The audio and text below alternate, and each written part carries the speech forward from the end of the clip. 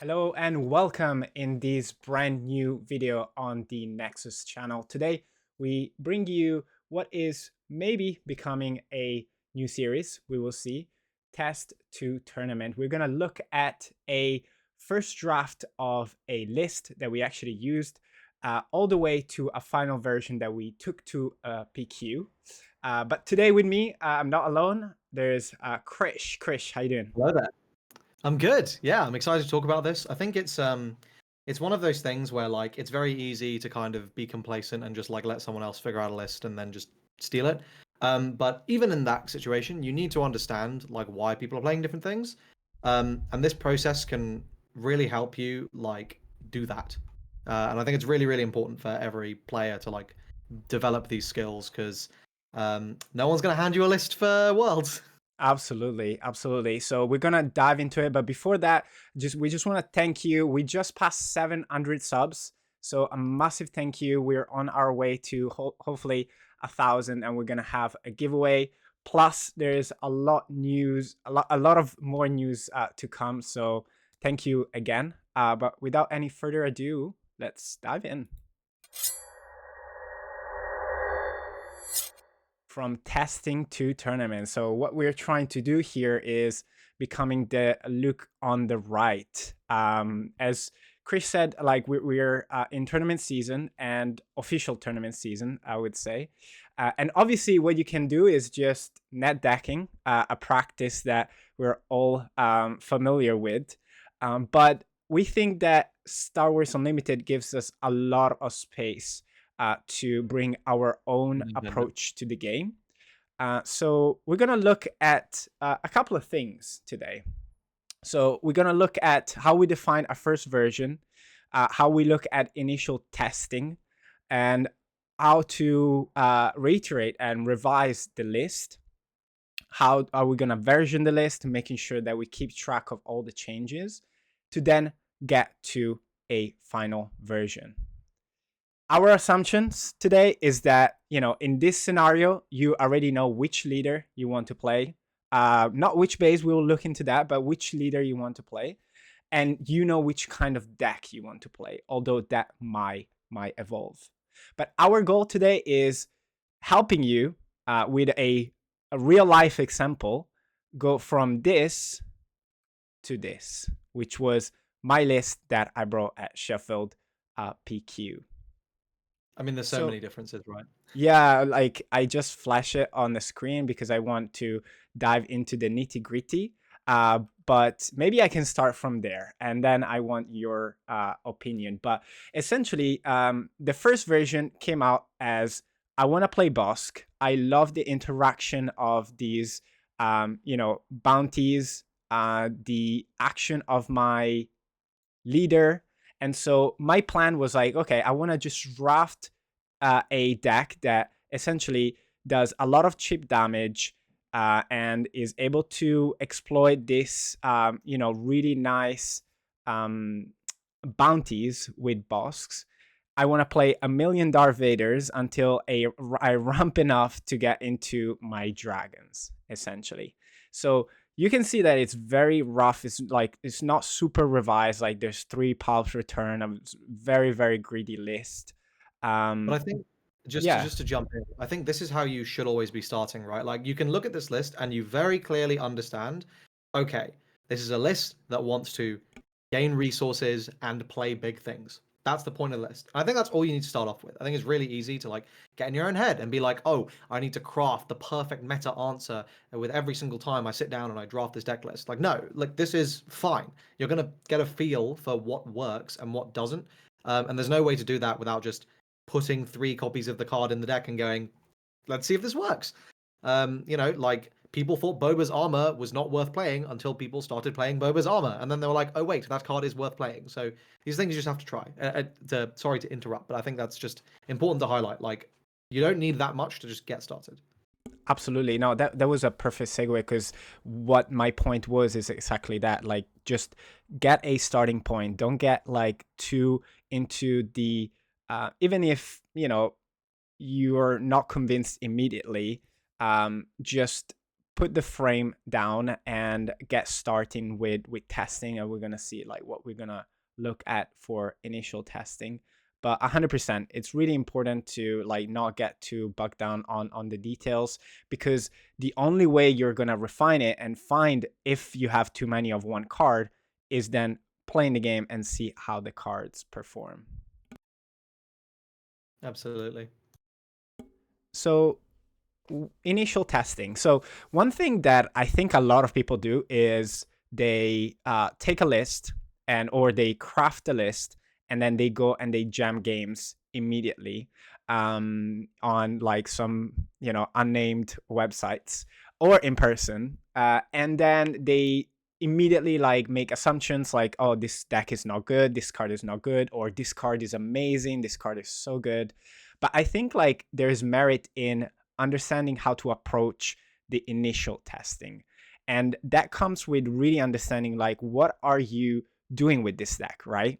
Because if you don't have that perception, you might have a skewed evaluation of the deck, as in, oh, this deck wasn't able to deal damage at the beginning of the game, or this deck wasn't able to get a certain point. But in that, you need the context of like understand the game plan. So Krish, maybe in your experience, when you start and draft a deck, like how much are these 2 points important in the initial testing? I think I'm usually less concerned about my ideal opening hand initially. The first thing I want to do is I go like as you said out at the start, right? Like you want to know, okay, start with the leader, or the deck plan, and then how those two intersect, and you find like the concept of the deck. And I think that is the first thing, right? What am I trying to do here? How am I winning the game? Because like if you don't know how you're winning the game, what's the point? And I think that understanding the game plan part is the most important. Once you understand your game plan, you can then kind of work your way back from there and go, okay, so now what am I trying to set up, right?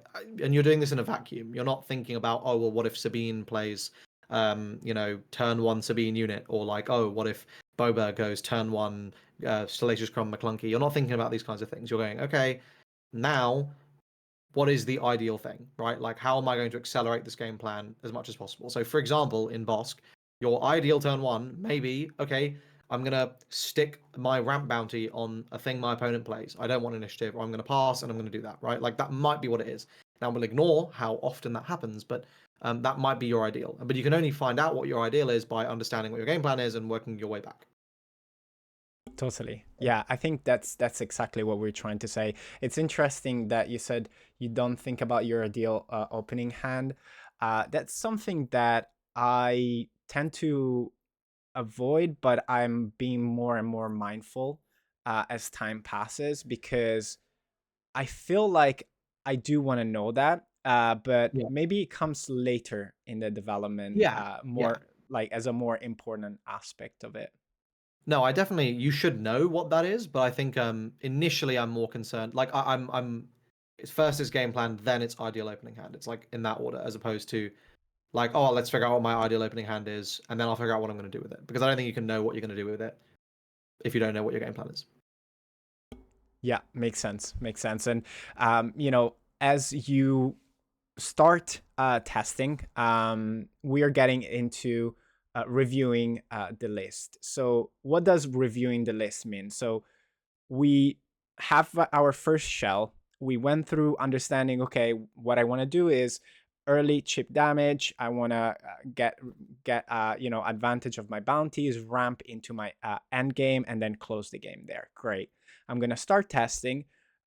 First thing I would say is like you don't have to jump and test against the meta immediately. Like Yeah. you can just play the deck and see how it plays against your aggro, your mid range, your control. But then what I think you need to be mindful of is individual cards and how they perform. And this comes in different aspects. First of all, we can play 3 copies of each card. So we're gonna have to choose: do I want this card, and how many copies do I want? And that's gonna be important. And then how does it perform with the rest of the deck and in a silo? So to bring a real life example here, Krish, in my list, I was really high on the Stolen Land Speeder at the beginning. Yeah. It's a great, It seems insane in theory. yeah, it, Yes. it seems really good because you can play it turn one with a bounty on it. You can ping it and then like steal it next turn. Consortium Star Viper is also a really good card for restore, good body and space for 3. But for both of them, what I initially noticed is that Stolen Land Speeder is just underperforming against aggro. Obviously, imagine just giving a card to a Sabine, a Yeah. 3/2 out of Yeah. anything. And the other one is Consortium Star Viper. The first version, as you've noticed, I was on a 30 HP Bosk. Without ECL, Star Viper is not great.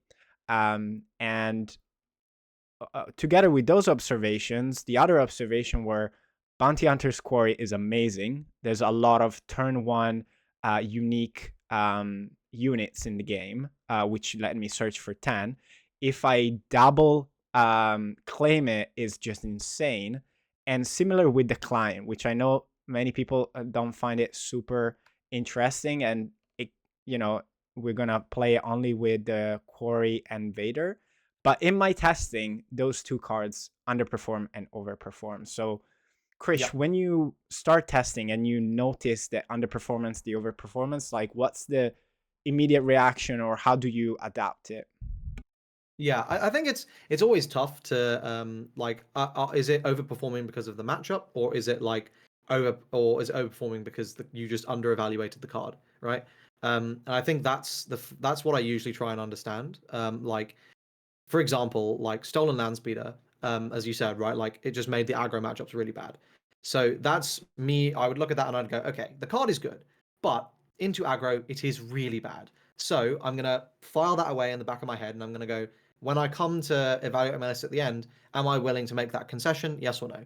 And that's like the decision I'll make. Versus, for example, the client, where I'm gonna go, okay, I expected this card to be fine, but I've noticed in all situations it has just been really, really good. I've never been sad to hit it off of any top search, and I don't really care about drawing it because usually it hasn't massively affected my game plan, and I've been able to resource it just fine. Um, and so in that situation, I go, cool, the card is just better in this deck than I thought it would be. And I think usually that helps me because, well, I think we'll talk about this later because I'm kind of categorizing my cards into a few different like choices. I'm going, okay, this card is bad. This card is niche and bad. This card is niche and good in that niche. This card is this card is just bad so on the other end, and then this card is like, yeah, niche and bad. Uh, then this card is good in a niche situation. This card is just good. The deck doesn't function without this card. So I have like this like range, and I'm trying to like place all the different cards in it, so I understand like where things are, where I can like have that mobility to move things around in the list. And as you say, like I think it's so important to just kind of be paying attention. Like, don't just play the game and then go, "Oh, I lost. Deck isn't that good." Just like think, okay, what wasn't that good? What did I do? What went badly? Like, I was playing Everzan in a Boba deck, and I was like losing a bunch, and I was like, is the deck bad? Probably not. Is Everzan bad? Yes. I've been losing games because of this card, so let's maybe not play this card. And then, oh, well, win rate shot up, right? Like these sorts of things. Yeah, making that distinction. And I think when we reach that point where okay, we have identified some underperforming cards, some cards that are niche good or not really good. How do we adapt the list, right? And obviously, it comes with the choice of like, okay, this is bad against aggro. I don't want to lose against aggro. I don't want to play this card, right? The other point that I touched on was Star Viper is not great with 30 HP base, and with ECL will be great. And then it comes, the conversation, 30 HP or 25 HP. Right now in the game, before set three, we only have I believe four 25 HP bases, Yeah. and I think right now ECL is definitely the most prevalent one. But if you play red, Tarkin Town is also very good. And then we have the yellow and the blue for the -4 and the shield. This is a consideration that it's really important. My first version didn't have many ECL targets, and I just believed, okay, I can just stay on 30 HP to give me a better matchup against aggro as well. But really, at the top of the video, I mentioned, you need to know who's your leader, but the base can change. And this is what happened in the evolution of my list, because I considered, okay, we need to make some adjustment in the early game. We need to make some adjustment based on the testing. And it didn't start from like the base itself. It started from some card we're going to see. But I think we should keep an open mind on changing the base. And I don't know, Krish, if you have had this back and forth Yeah. before. I think it's slightly nuanced because going from like gaining an ability and like losing HP can meaningfully affect like your deck building decisions. So it's one of the things where like if I'm playing the deck and I go, I think this probably could use ECL, for example, I'm then going to go back like all the way to the beginning and go look at my list and just rebuild it. And it may end up looking like 48 identical That's cards. exactly, yeah. It may be it's like really similar, but go through the motions again with your mind in the okay, I'm playing this as an ECL deck, because like there will be differences. You will be playing cards you wouldn't play otherwise, usually in the 5-drop spot where these cards become way better because like you're able to give them ambush. And yeah, but I absolutely agree. Like you can just go through testing and go, oh, I don't need ECL actually. You can start with it and go, I kind of just want 5 HP. I'm not really getting good targets here. Like it's not great. So yeah, this is something you should equally be considering as like just like every other one of the cards in the list. I mean, I go so far as to even say like you could even reevaluate your leader if you're like, okay, like am I trying to do a game plan that something else is just better suited to at this point? But that's usually like something where it That's happens the like eject button, I think. that's the Like eject button. where, That's yeah, you going, okay, okay, maybe this is just this is bad. not Like, a great yeah, idea. Yeah, but it's a great segue because we reach a point now where, we took this first list, we looked at underperforming, overperforming cards, what works, what doesn't work.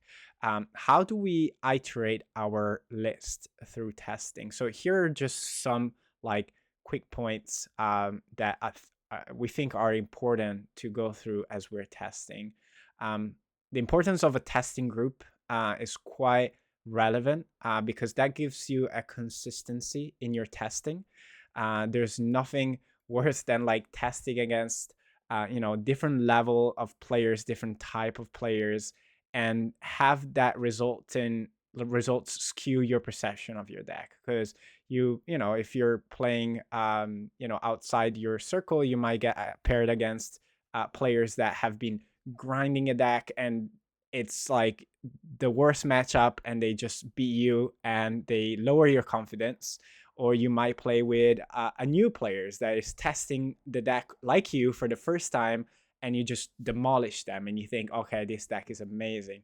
So a testing group is really important to keep you level headed. And locals is not for testing.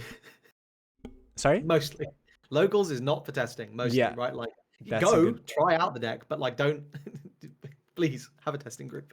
Absolutely. There is a bring the deck to locals, but as you can see, it comes after testing group, right? Yeah, like Because we want to this be is like a able to test against the meta. I think we're going to reach that point where we want to start test against the meta.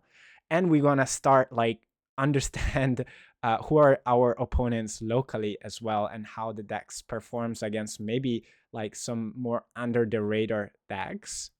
What we want to do as we iterate, you will see we want to keep versions of our list. When I deck build, I usually use the card database. We put together a list, and then we use that list. And as I make changes, I keep versioning. My style is doing like 1.1, 1.2, 1.3, etc. Trying to keep it is probably me being a tech person, but try to keep it version so we know like how we can revert or understand the changes. And then finally understand your good and bad matchup. And I think that's essentially is gonna also give you that peace of mind of like, okay, if the deck is working, if your changes are great, and you're still losing against a specific matchup, you need to understand that like you will not have, unless it's Boba, You will not have a deck that wins against everything, and even No, you'll Boba you'll lose loses to other against. Bobas, don't worry. Yeah, The even Boba has Boba its own loses, meta right? triangle. Anything Um, anything to add yeah. here, Krish? No, no, Or no. I completely agree. I think the thing to emphasize is like this sort of cycle of um, test versus the meta, version your list, understand like your good and bad matchups in light of that, test, and so on. Right? Like so, it is there is no such thing as a perfect list. There is a perfect list for a given weekend, but like the meta is always changing. The decks people bring to a tournament like are always going to be changing, and this game is as much about putting in the grind and like getting a good list as like this is why okay so this is why it's so important to do this work yourself because you can then sit there the night before or the week before a new tournament and go okay, I understand why all 60 of these cards are in the deck. I understand which matchups they're all usable for. And so, because if you're taking a powerful deck, you should be able to, like, basically, regardless of what the field is, like, yes, you'll have one or two bad matchups. Every deck does. That's fine. You should know, like, where everything in your deck is positioned. And so you can then make the meta call and take your 60 cards accordingly for that, like with your main 50 and your sideboard 10, right? Like you can do that yourself without kind of guessing or just taking something that is obviously not appropriate. For example, like if Sabine Green massively fell off in play rate, why would you bother main decking the cards that are only good in that matchup, right? That you play because maybe it was 40% of the meta before.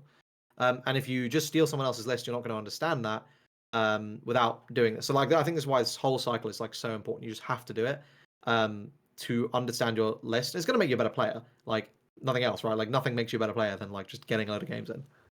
agreed. Yeah, perhaps instead of a list, it could have been like a loop Yeah, starting or from loop. second Yeah, yeah, step. But it's really important. Now we're gonna like dive into some examples. But just to give you an insight of like what's in my mind or what whilst we iterate, two big questions are what is missing and what is redundant. And for me, at that point, when I identified some cards that are underperforming, identified that what is missing is synergy and some robust bodies on board. So that's where I started looking at the Bounty Hunter package with Dengar, Toro, Django, and IG-11, and think that's where the integration with ECL also made sense. Dengar is a great turn one play. It synergizes with my leader, synergizes with many other cards in deck. Toro also as well. And Django and IG are good ECL targets, and we'll see which one came on top. But essentially, after the initial testing, I was able to then come to a conclusion where, okay, I need to be looking at different cards essentially. yeah. I think that's exactly right. Also, I'd probably say like what's working, but you'll kind of know. Yeah, and the other aspect was looking at ground and space, and I think that's something that it's a nuance in this game. The fact that we don't have just a field of creatures; we have two lanes, right? Yeah. And as we have two lanes, we need to be careful of both, especially when so far in this game our leader, which is one of the key units, only deploys in ground, and majority of players play on the ground, and some other players try to catch you off guard in space. So my first iteration, after I took out the Star Viper, I put in the Black Sun. But then looking at my space package, I thought, there's something missing here. I don't have any big body in space. And, Yeah. playing against Boba, for example, with Fire Spray, I don't have any answer other than just putting a Sentinel down and praying, essentially. And that's where I've introduced my best friend, Rootless Raider, which started as 2 and then went up to 3 because that card with ECL is just amazing. Um, Yeah, I think this is the other difficulty I think in when you're refining your list is like that, and again, an understanding, like knowing what you think the meta is going to be is like, oh, should I be positioning for the people who are like going to be coming, like trying to attack space? At the time we're recording this, it's near the end of October, but there's one more PQ week left of set two. And we saw this weekend like a lot of these heavy, like this one I took, for example, a lot of these decks that were just targeting space doing very, very well, like having very high conversion percentages because people weren't really prepared for them. So it's something you always need to be aware of. Agreed. Yeah, and on that topic, this is exactly what we want to focus on. We're preparing for a tournament, so we need to be aware of where the meta is. And again, this real life example, Sabine and Boba are at the top. Now, in the last 2 weeks, I think like Sabine is going down a little bit, The team is but like, yeah, dying. Like there's, yeah, well, it's still, it's powerful, but it's just getting cooked left, right, and center. totally. So for me, I was looking at the meta and on the decks on the rising, and obviously Boba and Sabine, the biggest problems are these upgrades, the armor and dark saber. And then on the rise, there was Boba Blue, sorry, a Bosk Blue, as well as Bosk ECL. In fact, I faced two Bosk ECL at my PQ. So then I started looking at tech options to include in the main list. We're going to talk about the 60, but talking about the 50, one option was disabling fan fighter. So we want to integrate a tech option that gives us an edge against the meta. Obviously, what I was aiming it was to stay at top table, and when you're at top table, you'll face the meta, and you need to be ready. Now, the challenge with this tech in particular was that it costs 3. It can be searched with Quarry, but it's a conditional search. It doesn't go off all the time. And the other challenge for me was I need to keep 3 resources free on the 4 resources or 5 resources turn, which is impossible if I'm against a good player because they know what's Yeah. coming. So Yeah. instead of that, I mained 2 confiscate, which, I think like a lot of people will, turn their nose and say, this is a side deck choice. But in that regard, what we want to talk about is essentially for a tournament, you need to have these tech options ready. So I think like, yeah, here I just need to so this is like the critical point, right? Where like now you know the meta, or at least like you know what decks you're expecting to be there. If someone comes up with something crazy you didn't find, let's ignore that, right? And nowadays that happening is usually quite rare. You go into a tournament and you know what the meta threats are going to be. You've done all the hard work, as Emi's just said, right?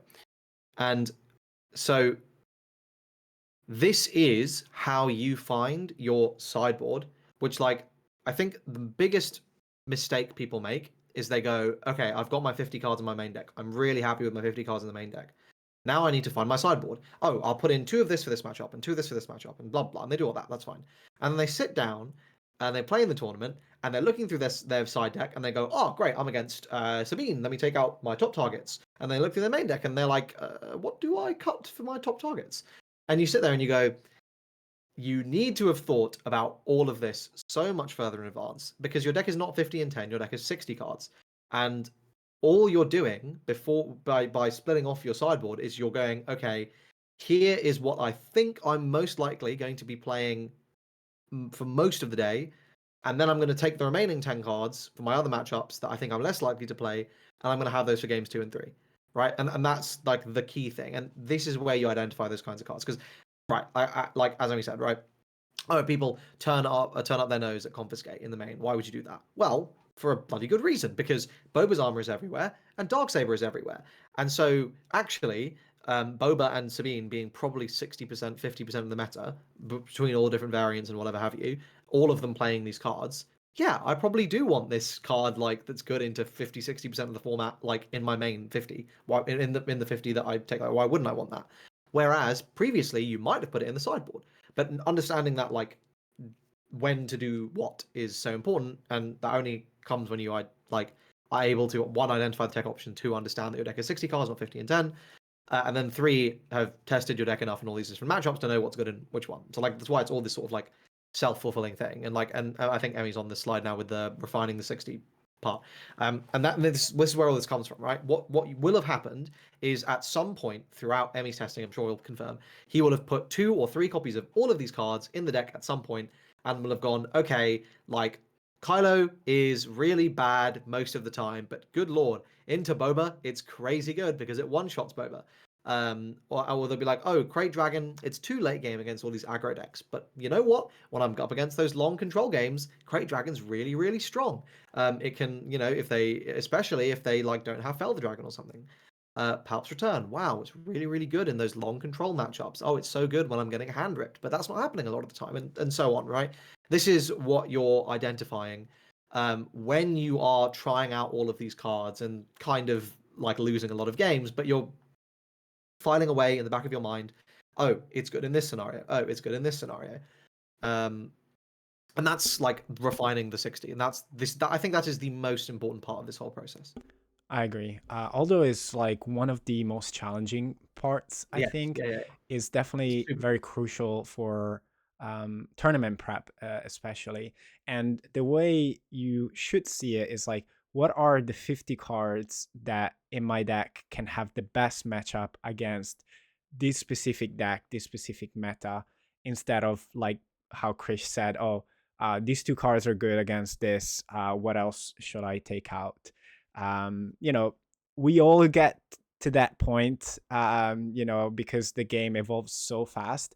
But if you apply this method where, you really understand, okay, this is my game plan, I'm going to win like this. If I go against control, I need more top end, I need more longevity in my deck. And I need to consider certain cards. These are the one that will perform the best because of synergy, because of what I have in my deck. Then it's how you essentially set up for success in refining those 60 cards.